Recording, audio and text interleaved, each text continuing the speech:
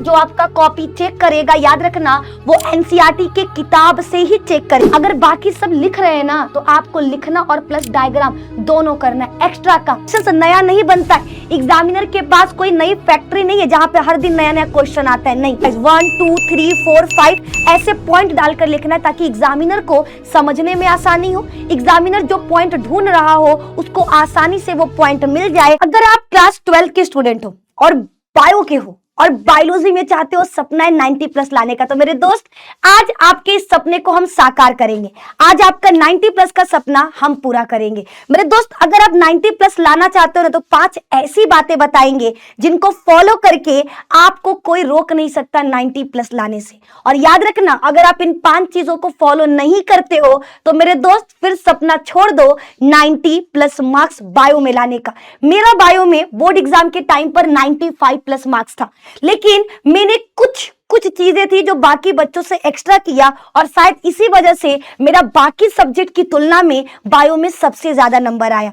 और आज आपकी ये बहन वही गुरु मंत्र आपको देने आई है। ठीक है, आज मैं आपको वो 5 चीजें बताऊंगी जिसको आपको फॉलो करना है परीक्षा में बैठने से पहले, परीक्षा वाले दिन और परीक्षा की कॉपी में। तो ये 5 चीजें आप लोग पूरा एंड तक सुनोगे और एंड में बताना कि क्या आप मेरे साथ इन 5 चीजों को फॉलो करोगे। क्या सच में आप अपने सपने 90 प्लस बायोलॉजी में मार्क्स लाने का सपना पूरा करोगे, ये आप हमको एंड में बताओगे। तो बात करते हैं पहले की। मेरे दोस्त आपका पहला जो की पॉइंट है वो है एनसीईआरटी।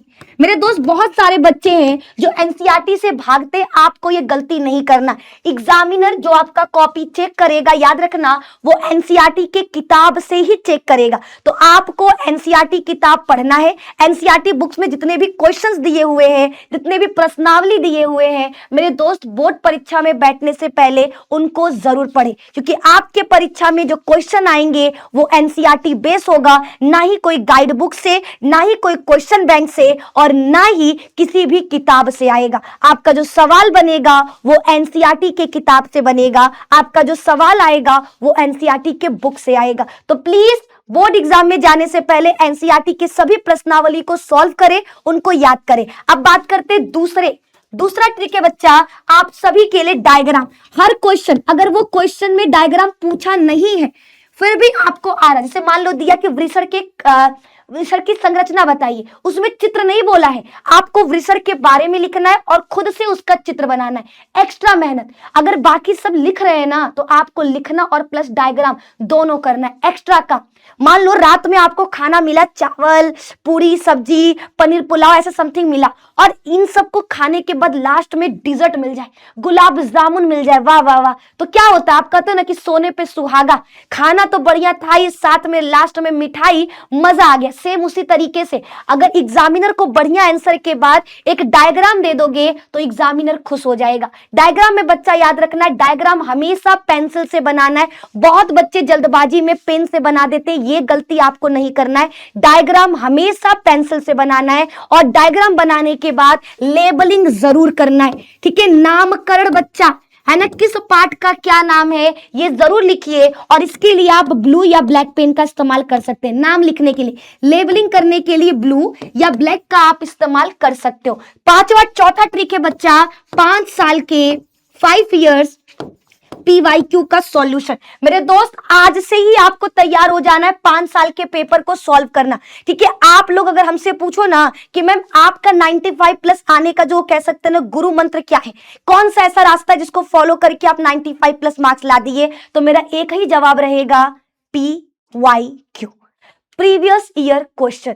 मेरे दोस्त मैंने एग्जाम से 1 महीने पहले हर सब्जेक्ट का PYQ सॉल्व करना स्टार्ट कर दिया था और बायो में बहुत सारे ऐसे क्वेश्चन थे जो 5 साल के पेपर से ही आया था। क्वेश्चन नया नहीं बनता है, एग्जामिनर के पास कोई नई फैक्ट्री नहीं है जहां पे हर दिन नया नया क्वेश्चन आता है, नहीं। एग्जामिनर जो क्वेश्चन देता है, आपके बोर्ड पेपर में जो क्वेश्चन आते हैं वो प्रीवियस ईयर के पेपर से उठाए गए होते हैं। तो आपको चौथा ट्रिक बच्चा फॉलो करना है 5 साल के पेपर को सॉल्व करना। और मेरा लास्ट 5वां ट्रिक है बच्चा आपको topic wise topic wise answer लिखना है, पॉइंट वाइज, सॉरी आपको पॉइंट वाइज आंसर लिखना है। बहुत सारे बच्चे क्या करते हैं, कथा की तरह वो लिखना स्टार्ट कर देते, ये गलती आपको नहीं करना है।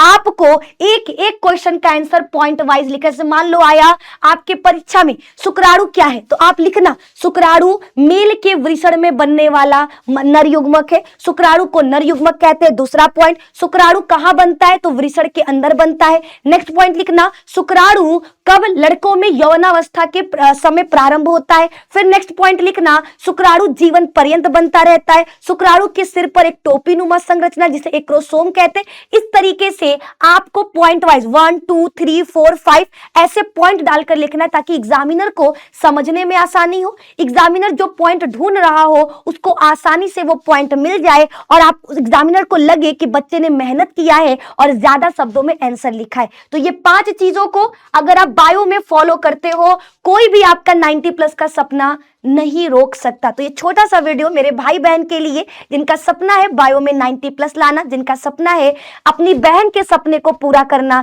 जिनका सपना है अपने माता पिता के सपने को पूरा करना, वो इन 5 चीजों को फॉलो करेंगे, और फॉलो करके देखना कोई आपको 90 प्लस लाने से रोक नहीं सकता। तो ये वीडियो कैसा लगा कमेंट बॉक्स में जरूर बताएं। मिलते हैं नेक्स्ट वीडियो में, तब तक अपना ख्याल रखें, मस्त रहे और निधि मैम के साथ जुड़े रहे, ताकि आपको इसी तरह से मोस्ट इंफॉर्मेटिव वीडियोस मिलता रहे।